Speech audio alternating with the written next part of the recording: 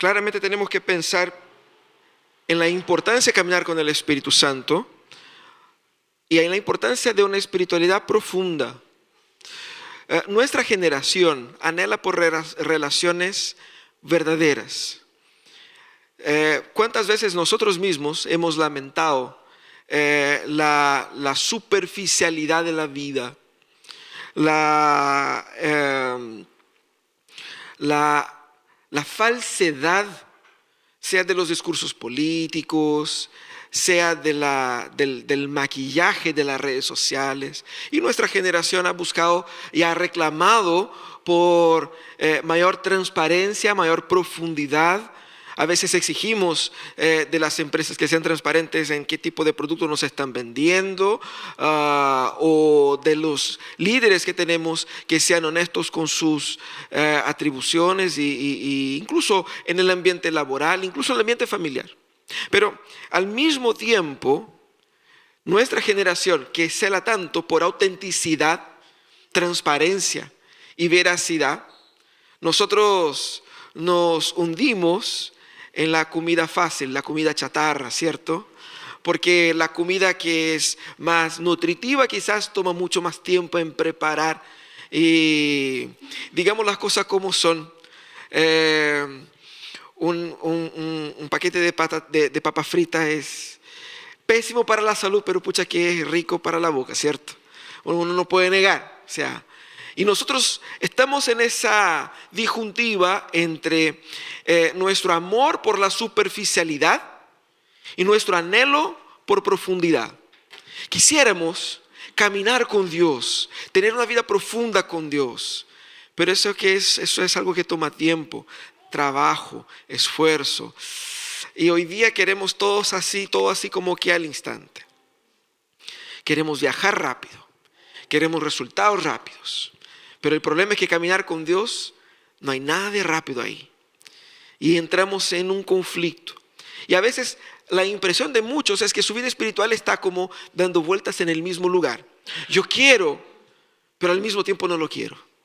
Y eso es el gran desafío que tenemos nosotros cuando hablamos de caminar con el Espíritu Santo. Queremos una espiritualidad profunda, pero solo podemos tener una espiritualidad profunda si verdaderamente caminamos con el Espíritu Santo. El texto que vamos a meditar en esa mañana es el texto de un hombre que experimentó los desafíos de caminar con el Espíritu Santo y fue, por caminar con el Espíritu Santo, un instrumento de la gracia de Dios y del poder de Dios, al igual que nosotros también podemos ser.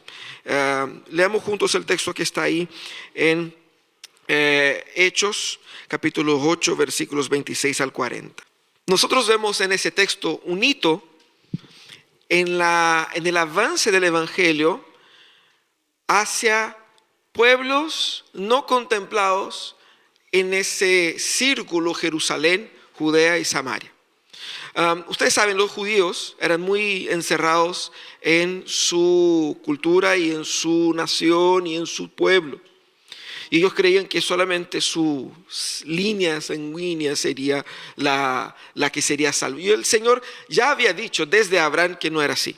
Pero obviamente ellos estaban encerrados en esa visión. Y el Señor había dicho a los discípulos: ustedes serán testigos en Jerusalén, en Samaria y hasta los confines. Semana pasada vimos que con la gran persecución, ¿qué pasó? Ellos fueron dispersos. Y el capítulo 8 dice que por donde iban los creyentes, ellos predicaban el Evangelio. Y ahí estaba entonces Filipe, que salió de Jerusalén. Filipe era uno de los 7 que había sido elegido como líderes ahí en la iglesia de Jerusalén para asistir a los necesitados. Filipe también fue disperso y en Samaria empezó a predicar, hizo muchos milagros, sanó muchas personas y predicó a mucha gente se convirtió. Y él bautizó mucha gente ahí en Samaria. Tenía un excelente ministerio ahí en Samaria, pero de repente el Señor viene y le dice: ¿sabe qué, Felipe? No, vete para otro lado. Y ese texto que hemos leído marca un hito. ¿Por qué? Porque es el primer personaje no judío, era un etíope, un africano, que había conocido del Evangelio, había conocido del judaísmo en su tierra, probablemente por judíos que vivían ahí, y que vino para adorar a Dios como los judíos habían hecho en ese momento. Y ese hombre es el primer hombre bautizado que no pertenecía al clan, al linaje, y mostrando cómo Dios estaba expandiendo los límites de la iglesia. Y eso es un poco el contexto. Pero en ese evento hay una serie de circunstancias que tenemos que destacar. ¿Por qué? Porque es totalmente fuera de la curva. Literalmente, el etíope, no sabemos su nombre, pero sabemos que es un hombre muy importante, estaba regresando ya. Ya había pasado por Jerusalén, ya había pasado por todos, probablemente había visto muchos de estos eventos y estaba regresando. Y el Señor entonces hace así como una reglina, ¿sí? ¿No es cierto? Y saca uno de acá y lo manda para allá y lo pilla a la mitad del camino para que le predique el Evangelio. Y todo eso habla mucho de cómo es para uno caminar con el Espíritu Santo y cómo Dios, cuando nos guía, cómo Dios trabaja por medio de nosotros. Así que ese texto nos ayuda a entender cómo es el caminar con el Espíritu Santo, así como fue con Felipe, así como es con nuestras vidas, cómo el Señor trabaja en nosotros y de qué manera ese caminar se manifiesta. ¿Qué significa caminar con el Espíritu Santo? Porque estamos hablando de eso hace como más de un mes, hace como 2 meses, y quizás alguien pueda decir, pero ¿qué significa caminar con el Espíritu Santo literalmente? Y aquí vemos un ejemplo bastante claro, bastante concreto de qué es caminar con el Espíritu Santo. El caminar con el Espíritu Santo, como vimos aquí en la experiencia de Felipe, involucra en primer lugar una obediencia constante. Porque el caminar con el Espíritu Santo es construido en obediencia. Y fíjate que hay muchas veces en que la voluntad de Dios para nosotros parece no tener sentido. Y a veces nosotros creemos que tenemos mejores planes y propuestas que Dios. Y podemos ayudar a Dios a editar nuestra vida. Señor, sería mejor si fuera así o sí. Y a veces queremos dar consejos a Dios. Señor, no, eso no está bien, Señor. Hágalo de esta manera, como si supiéramos cómo funcionan las cosas. Y aquí vemos a Felipe. Felipe estaba haciendo un excelente ministerio en Samaria. Imaginen ustedes, ellos habían sido dispersos de Jerusalén. Y él llega en un contexto donde la gente que vive ahí, ellos no eran judíos totalmente. Los samaritanos eran una mezcla de judíos con tribus y pueblos de otras naciones y tenía una religión diversa, diferente. Los samaritanos, por ejemplo, no creían en el Antiguo Testamento completo, solo tenían el Pentateuco y era una versión, una traducción específica del Pentateuco llamado Pentateuco samaritano. Entonces ellos tenían divergencias con los judíos por el lugar de adoración. ¿Ustedes se acuerdan de la historia de la mujer samaritana? Ella discutía con Jesús el principal punto de divergencia con los judíos, que era ¿dónde es el lugar del templo? Y Jesús hizo algún ministerio en Samaria, pero ahora ellos estaban ahí. Y para un judío, hablar a un samaritano era así como algo muy raro, porque ellos tenían asco, ambos mutuamente, no se hablaban, no se daban, se peleaban. Eran como barras enemigas, ¿cierto? Hemos visto aquí recientemente las peleas de las barras. Eran barras enemigas ahí. Y Felipe estaba teniendo un gran ministerio ahí. ¿Qué mejor? Seguir donde funciona, ¿cierto? Porque ese el equipo está ganando, no lo cambiamos, dejémoslo así. Porque Felipe en Samaria aprendió, déjenlo ya. Pero el Señor tiene una idea mejor. El Señor dijo, Felipe, sal de ahí y vete al camino que da para el desierto. Ese es casi un castigo. Porque uno está en la ciudad, está trabajando, Dios lo está usando, personas se están convirtiendo, la iglesia se está expandiendo. Y el Señor dice, anda a un lugar donde no hay nadie y que es alejado, camino al desierto, hacia el sur. Y entonces cualquiera de nosotros puede pensar, no, Señor, pero no tiene sentido. Lo que vemos acá es que la disposición de Felipe es instantánea. Y Felipe, sin cuestionar a Dios, se levanta y va. Y estando ahí, pasa un conjunto de carros. Probablemente el hombre que administraba todos los tesoros de la reina de Etiopía era un hombre importante. Se llevaba una comitiva con un jefe de Estado prácticamente. seguramente tenía dinero y seguramente tenían guardias, seguramente tenían toda una especie de infraestructura para conducir a esta caravana.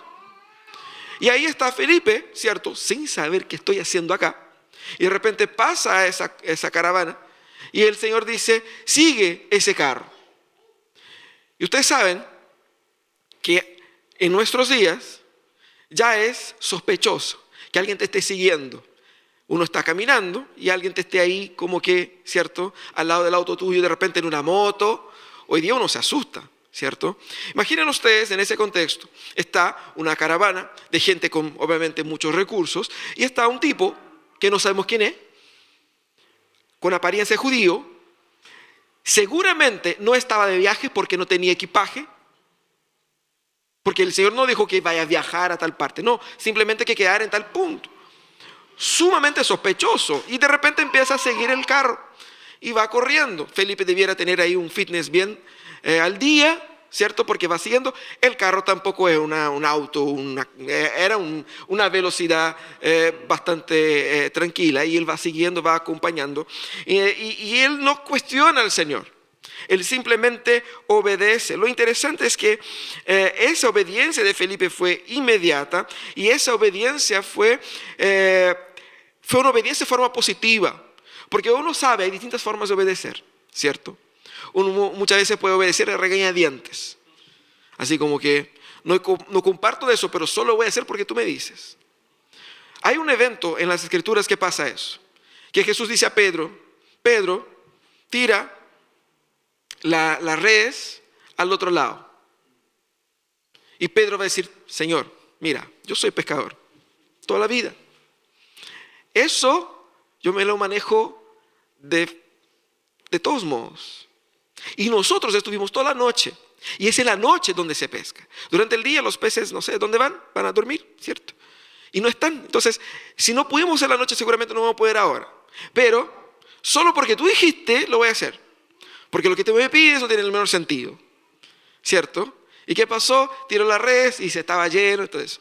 Nosotros sabemos hacer eso y a veces hacemos eso, de obedecer regañadientes. O sea, no quiero, no creo, no comparto, pero por obligación lo hago. Felipe no fue así. Felipe obedeció porque Felipe está en sintonía con lo que Dios, sea lo que Dios quisiera hacer, Felipe también quería. Eso era el nivel eso es caminar con Dios. Es querer lo que Dios quiere, de tal modo a que todo lo que Dios pida no nos va a parecer demasiadamente raro, porque yo sometí mi voluntad y he creído que su conciencia y su discernimiento es superior al mío. Y eso es lo que el Felipe hace. Felipe logra, de cierta manera, seguir la onda del Espíritu. Él va siguiendo la onda. Vete para un lugar desierto en vez de un lugar lleno. Sí, ok. Sigue este carro. Y él lo sigue y él va obedeciendo. Y es solamente porque Felipe está donde el Espíritu Santo lo puso, que él pudo discernir y encontrar oportunidades para la evangelización.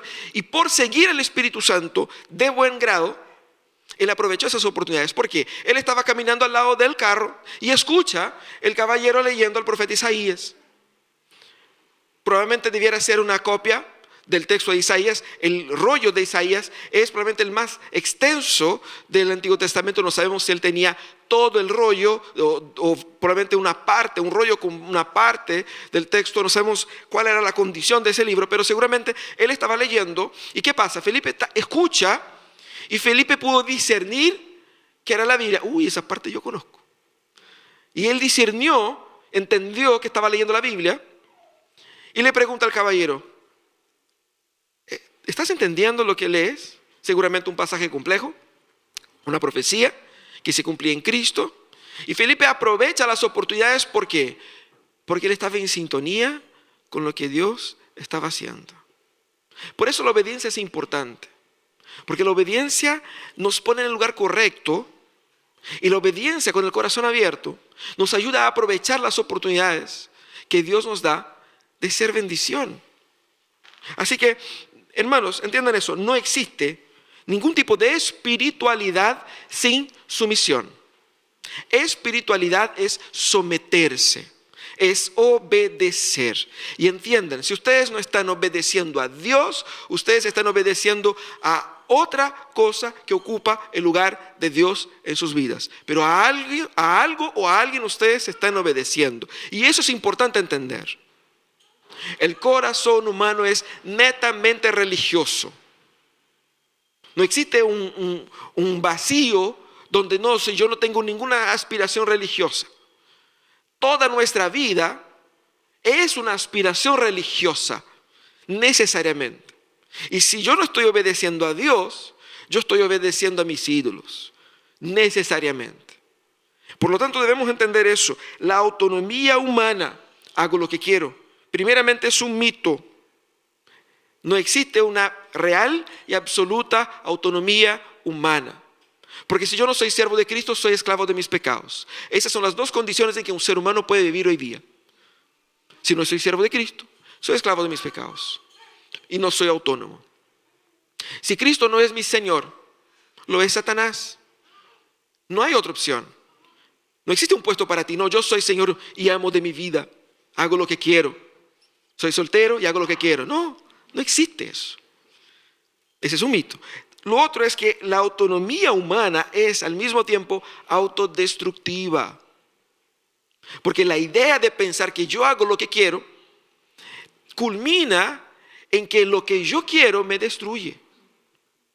Porque lo que a mí me parece deseable me hace daño. Esto sirve tanto para la comida chatarra como para decisiones que uno tiene y toma en la vida que le parecen las decisiones más lógicas, perfectas y hermosas del mundo. Ahí está usted, febrero de 2020. ¿Qué mejor momento para emprender un negocio de comida? ¿Cierto? Y justo encontraste un inversor que quiere ayudarte. O de repente, mejor, el 15 de octubre de 2019 decidiste abrir un local, no sé, Avenida Calle Condel, ¿cierto? Ahí, un buen local, no hay problema, puro éxito, ¿cierto? Viene el estallido, se quemaron toda la calle. 3 meses después viene la pandemia y se cerró todo. Lo que parecía magistral meses atrás terminó en un desastre. La autonomía humana fracasa y nos destruye. ¿Por qué? Porque nosotros no somos capaces de controlar nada. Por lo tanto, la obediencia es necesaria. ¿Por qué? Porque la obediencia es la autopercepción de nuestra realidad. Es conocerse a sí mismo. El conocerme a mí mismo me lleva a un solo punto. Dependo de Dios. Y si hago lo que Dios manda, todo me irá bien. Y eso es lo que estaba haciendo Felipe. Obediencia es libertad. Y solo la obediencia nos conduce a la plenitud de nuestro propósito en esa vida. Pero en segundo lugar, Felipe no solamente fue obediente, pero Felipe entiende que caminar con el Espíritu es caminar fundamentado en las Escrituras. Porque imaginen ustedes, Felipe está acompañando el carro y está el caballero leyendo un texto. Era un etíope. Y seguramente por la ropa, por la postura, de repente el color de piel y por todo lo que significaba, él lo identificó un prosélito, o sea, un extranjero que no era judío de nacimiento, que la Biblia de hecho no da detalles de su proceso, pero seguramente era un no judío, un gentil que se había convertido al judaísmo y que estaba en Jerusalén para adorar a Dios. Era un hombre que estaba buscando al Dios de Israel. El hecho de que él haya adquirido una copia que no era barata. Si usted cree que los libros en Chile son caros, imagínate en el primer siglo donde había que hacerlo a mano, uno a uno.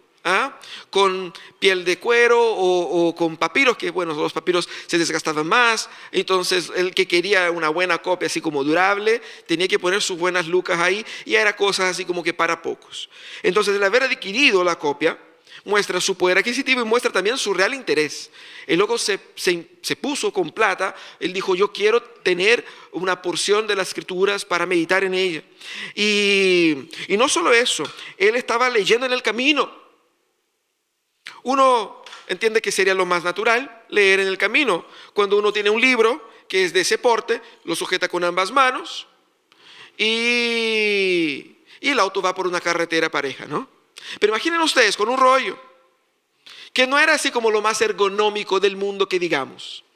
Pesado, complejo, seguramente puede ser que algún funcionario le esté sujetando, pero ellos estaban en un carro guiado por animales, en un trayecto que pasaba por el desierto, sin aire acondicionado. Entonces, el deseo de estar leyendo en ese contexto era una señal de que él estaba desesperado por conocer más de Dios.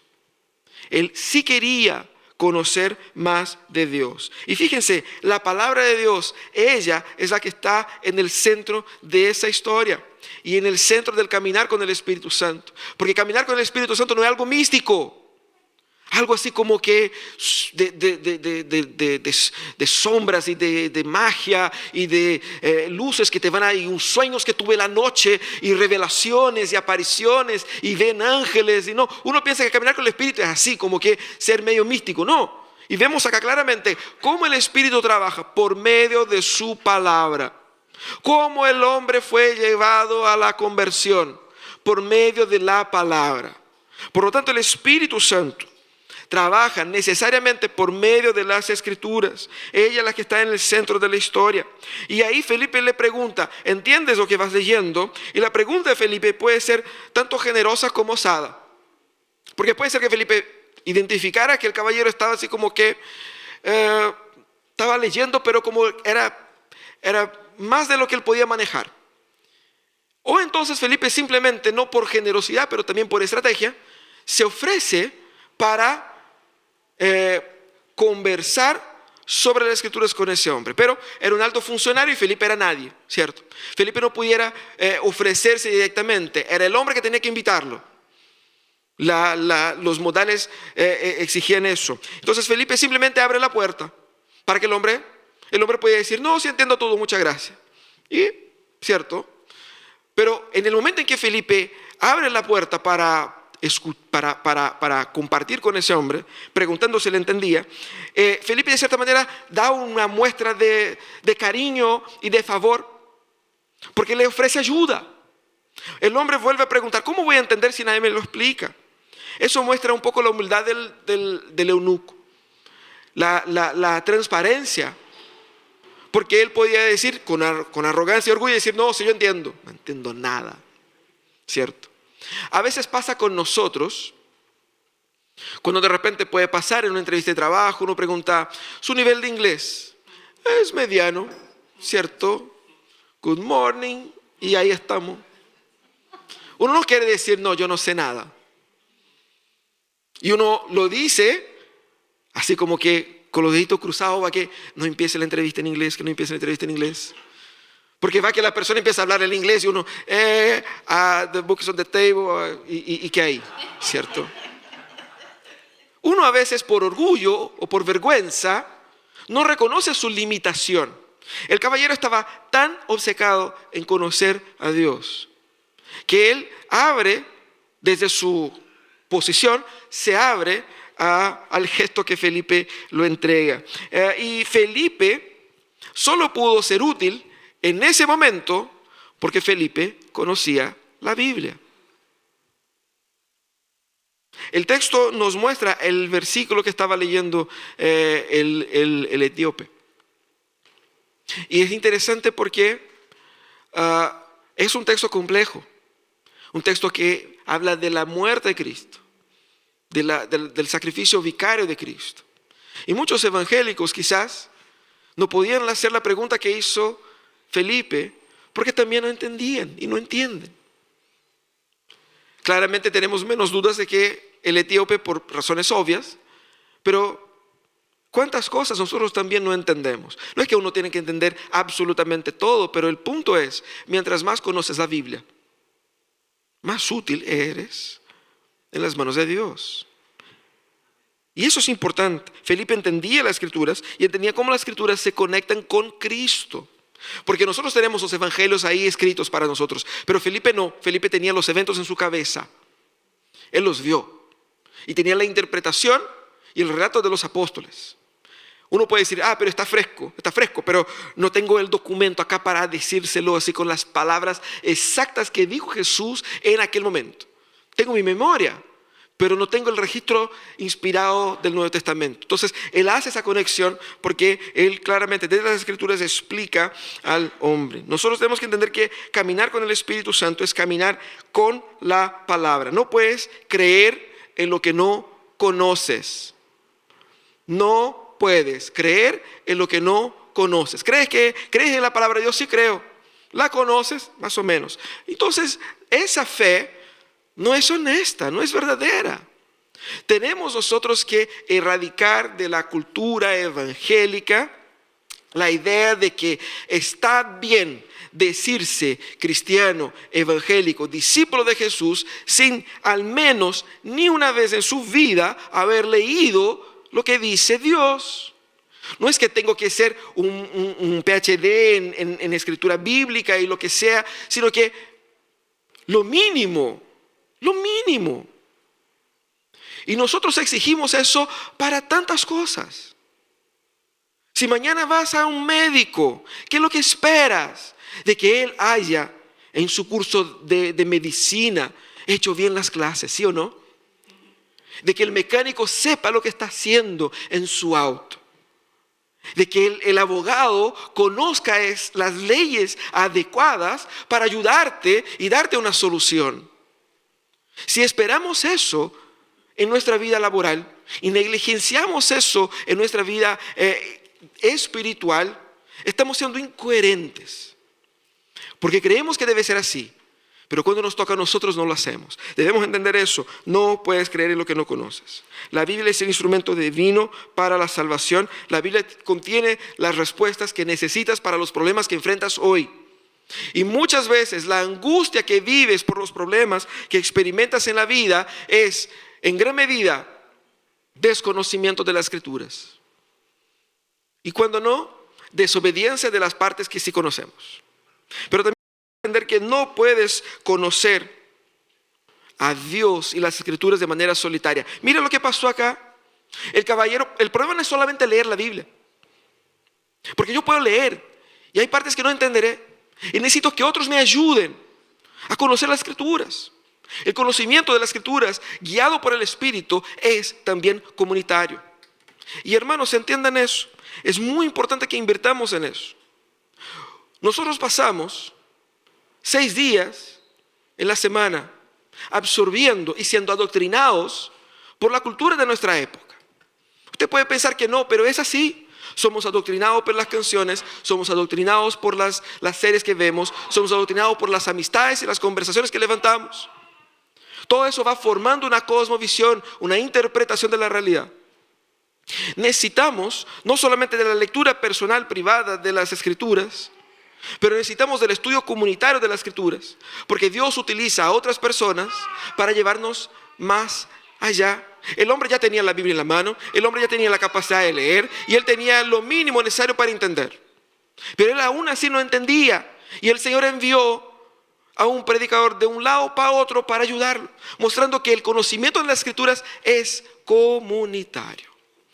El próximo mes vamos a iniciar las clases de escuela bíblica y hemos dicho eso allá en el sínodo. Lo lamentable que es, en la mayoría de las iglesias, la asistencia a la escuela bíblica es muy baja. Exactamente porque nos hemos acostumbrado a decir que está bien ser creyente sin profundizar en las Escrituras. Pero el conocimiento bíblico es algo para tornarnos cabezones y teólogos. El conocimiento bíblico es lo que nos aleja del pecado.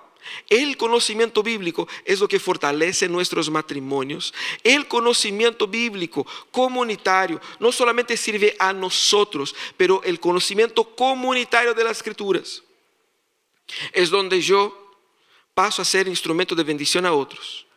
Porque nosotros estamos estudiando la Biblia 1, 2, 3, 4 años. En algún momento llegará su oportunidad de tener que enseñar a otros. No es posible que pase 50 años como alumno y no seas capaz de enseñar nada. Algún momento tendrás que enseñar a alguien. Se espera. Por lo tanto, en esa dinámica es en la que nosotros vivimos. Y Dios usa a quien se llena de la palabra. Y eso es lo que vemos aquí con Felipe. Dios usa a quien se llene con la palabra. Si usted quiere que Dios te use, pero usted va a decir, no, pero mi labor es solamente tocar, cantar, mi labor es estar ahí en la transmisión, o a preparar el cafecito, o hacer o alguna actividad que no involucre enseñar a nadie. Entonces no es tan necesario profundizarme en la palabra porque lo que hago es técnico. Pero entiende, hermanos, no hay nada técnico puramente en el servicio al Señor, ni en la vida. Todo es espiritual. Y a la medida que tengo conocimiento más profundo de las Escrituras, mi adoración por medio del servicio en la iglesia, mi adoración por medio de mi trabajo, es más profunda y verdadera. Así que necesitamos conocer las Escrituras. Y Felipe no solamente eso, Felipe entendía que el caminar con el Espíritu Santo es un caminar que nos guía hacia la gracia, en dirección hacia la gracia. Y eso es hermoso porque Felipe era un judío de habla griega probablemente, y era un judío misionero. Él había predicado en Jerusalén, había predicado en Samaria y estaba en sintonía con la predicación de Esteban. Esteban había dicho que Cristo había cumplido las profecías y que él estaba ahora llevando su evangelio a todas las naciones.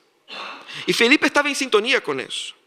Y es interesante pensar lo que pensaba Felipe y la iglesia primitiva y hacer lo que hizo Felipe aquí de bautizar a una persona que no era judía por primera vez. Puede parecer para nosotros que bien, pero para el primero hay sentimientos encontrados. Tanto es así que es el eunuco que pide ser bautizado. No es Felipe quien lo ofrece. Estar en la vanguardia puede ser complicado. ¿Por qué? Todos nosotros tenemos nuestros esquemas. Todos tenemos nuestra historia.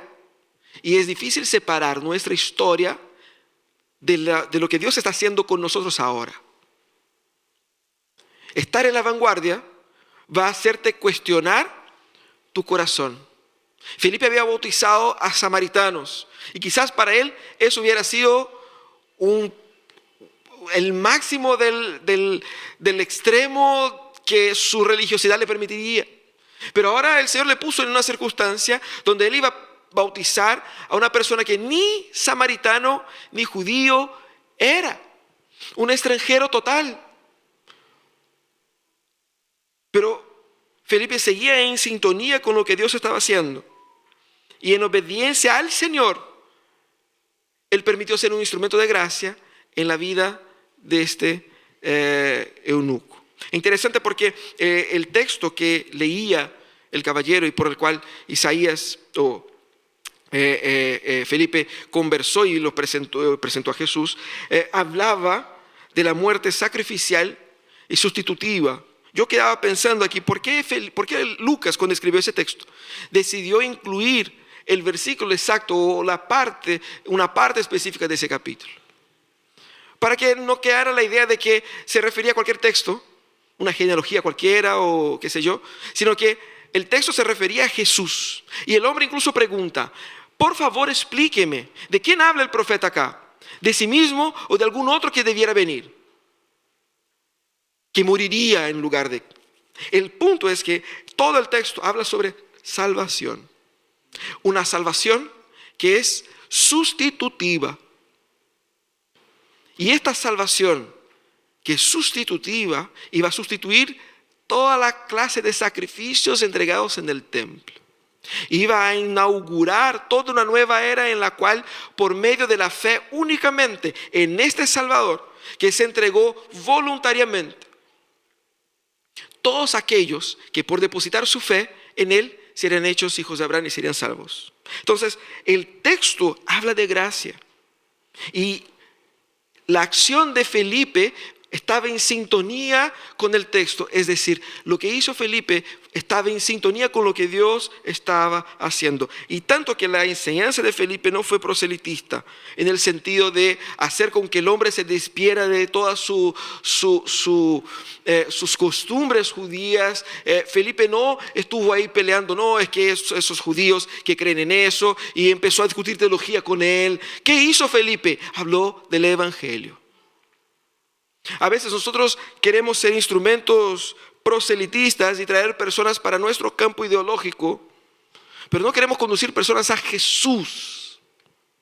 Y eso fue lo que hizo Felipe. La enseñanza de Felipe fue una enseñanza llena de gracia, de favor, mostrando la gracia de Jesús a él. Y es importante entender eso. El Espíritu de Dios, el Espíritu de gracia. Y seguramente a usted le encanta la gracia de Dios en su favor, ¿sí o no? Nos encanta que la gracia de Dios sea derramada a mí. Pero yo no pensaría de igual manera si la gracia del Señor es derramado a ajenos. Quizás me importa, encuentro bonito, con tanto que no me cueste tanto. Pero entiendan eso. El Espíritu que derrama gracia de Dios sobre nosotros también nos quiere hacer de nosotros instrumentos de su gracia para la salvación. El Espíritu que derrama su gracia sobre nosotros viene a romper barreras de la cultura, barreras de la historia, y encuentra al que está más alejado, al que está perdido, por medio de nosotros. Y hace, para alcanzar al perdido, rompe y quebranta cosas en nosotros. ¿Ustedes creen que era fácil para un judío predicar a los samaritanos? Imaginen los discípulos ahí con Jesús en ese contexto. Qué difícil era para ellos, porque ellos aprendieron toda su vida a odiar a esa gente. Y que ellos eran mejores a los ojos de Dios si se alejaran de esas personas. Pero viene Dios encarnado y los conduce a esas personas. Y su mundo entra en conflicto. Lo mismo pasa hoy. El Espíritu Santo nos va a conducir a personas que quizás no queremos, pero que la gracia de Dios sí quiere. Y Él quiere que esas personas sean alcanzadas por medio de nosotros. Pudiéramos decir, Señor, alcanza a esas personas sin nosotros. Pero el Señor quiere usar a nosotros como instrumentos de su gracia. Y aquí entonces vemos que el primer africano bautizado en la iglesia primitiva revela nuestro deber especial con aquellos que no fueron alcanzados. Hemos orado mucho por proyectos de plantación, por la iglesia perseguida. Y es nuestro deber entender que esa tarea también es nuestra. Aquellos que están perdidos en Chile, aquellos que están perdidos en el mundo. Ahora, caminar con el Espíritu Santo. Debemos entender que para experimentar una auténtica espiritualidad, sin máscaras, sin superficialidad, yo tengo que ser conducido por el Espíritu. O sea, una verdadera espiritualidad no es provocada por mí. La verdadera espiritualidad es producida por Él. La verdadera espiritualidad es marcada por la sumisión a los planes de Dios, por una profundidad de las Escrituras y por una conducta que expresa la gracia del Evangelio. Pero la pregunta que nos hacemos es, ¿estás viviendo para Dios o estás tratando de convencer a Dios a que Dios se embarque en tus planes? Nuestras oraciones son, Señor, bendice mis planes, porque yo estoy convencido que son los mejores. Y es interesante cuando uno es joven, está enamorado de una joven, ¿cierto? Uno ora al Señor para que el Señor confirme. O sea, uno quiere, la otra quiere, los dos quieren, ya está. Pero uno orar para que Dios confirme, ¿cierto? Para saber si es de la voluntad de Dios. Y hay en el fondo un poquito de temor que uno pregunta, ¿y si no es? Porque yo estoy enganchado. Ese barco ya marchó, ¿cierto? Ya estamos enamorados. ¿Y si oramos y no es la voluntad de Dios? ¿Qué hago? Entonces uno ora para convencer a Dios. Tengo que convencerle a Él. Y hacemos eso todo el rato. Debemos cambiar la dinámica. Señor, no quiero convencerte de nada. Quiero ser convencido. Quiero estar donde tú quieres que yo esté. Aunque sea raro. Como salir de la multitud donde predicaba a estar en un desierto. Aunque sea incómodo, de hacer cosas que yo creía que no era correcto teológicamente. Pero yo quiero estar donde tú estás. Ese es el lugar más seguro en lo que podemos estar. Ahora, la otra pregunta que tenemos que hacer es, ¿por qué nuestro poco conocimiento bíblico no nos molesta? Hay muchas cosas en nosotros que nosotros vemos y que quisiéramos cambiar. Unos quisieran ser más altos, otros más bajos, otros más flacos, otros más robustos. Algunos quisieran, no sé, cambiar la nariz, el pelo, tener pelo o qué sé yo. ¿Cuántas cosas hay en nosotros? Uno dijera, yo quisiera ser más sociable, quisiera saber ser así, o quisiera tener placer en leer. No me gusta leer, pero quisiera tener placer en leer, o quisiera ser más inteligente, o quisiera ser menos cahuinero, qué sé yo. Uno puede tener muchas cosas en uno que uno quisiera cambiar, pero hay cosas que molestan más que otras. Hay algunos aspectos de uno que uno aprendió a vivir así. Yo soy así, estoy bien con eso. Pero a veces nosotros tenemos un bajo conocimiento bíblico y para nosotros está bien. Yo no sé, y hacemos broma. Ahí uno dice, Malaquías está en el Nuevo o Antiguo Testamento. A ver, Malaquías, Juan, Pablo, David. Y hacemos broma y pensamos que está normal. ¿Por qué? Porque nuestra ignorancia bíblica no nos molesta, no nos incomoda. Porque probablemente nosotros estamos poniendo en el lugar de las escrituras otras escrituras. Y estamos satisfechos con esa otra palabra. Lo que debemos entender es que necesitamos poner la Biblia en el centro de nuestras vidas. El próximo domingo vamos a iniciar una nueva serie. Y quisiera lanzar el desafío hoy día ya, de que a partir del próximo mes, ustedes cuando lleguen, puedan traer sus propias Biblias impresas. Sabemos que hoy día todo es digital. Yo mismo leo la Biblia en la aplicación. Pero por décadas he leído en un físico y cuando voy a preparar la liturgia voy al libro físico porque es más fácil y tiene otra dinámica y tiene otra experiencia. Traigan sus Biblias. Acérquense del texto. Porque hay un proceso pedagógico ahí. No me voy a extender en eso porque vamos a hablar más adelante. Pero empiece a transformar la Biblia más presente. Porque uno dice, no, la Biblia está en el celular, pero en el celular también están muchas cosas.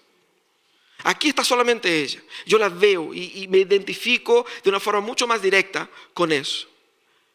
Mi cerebro entiende y recibe información de otra forma. No es que voy a leer diferente necesariamente, pero hay una experiencia del usuario diferente. Así que les animo con eso. Pero por fin, debemos hacer de nuestro don, de nuestras habilidades, del don que Dios te dio, instrumentos de gracia de Dios para otros. La fuerza, la inteligencia, la habilidad, el don, la sabiduría, la dedicación, el esfuerzo que tú emprendes en esta iglesia, que tú emprendes en tu local de trabajo, que tú emprendes en tu familia, tiene que ser un instrumento de la gracia de Jesús, para que por medio de ti, por medio de tu servicio, personas se sientan amadas por Jesús, personas se sientan acogidas por Jesús, personas puedan conocer a Jesús por medio de tu comportamiento y que Jesús sea revelado por lo que hablas, pero sobre todo por la forma como vives. Manifiesta tu don para la gloria de Jesús, pero como instrumento de la gracia de Jesús. Eso es como caminamos en el Espíritu Santo. ¿Les parece si oramos? Cierra tus ojos.